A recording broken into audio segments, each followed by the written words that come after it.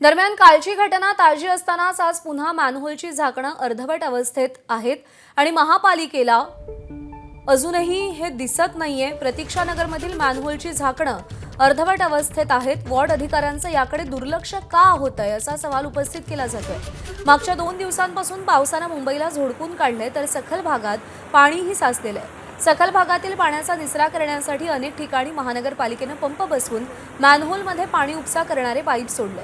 मात्र या अर्धवट उघड्या मॅनहोलच्या बाजूनं कोणतंही वॉर्निंग फलक किंवा सुरक्षेचे बोर्ड नसल्याचं पुन्हा एकदा समोर आलं।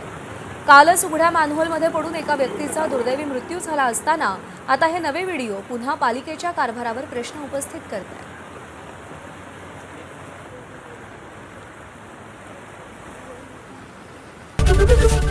एबीपी माझा, उघडा डोळे बघा नीट।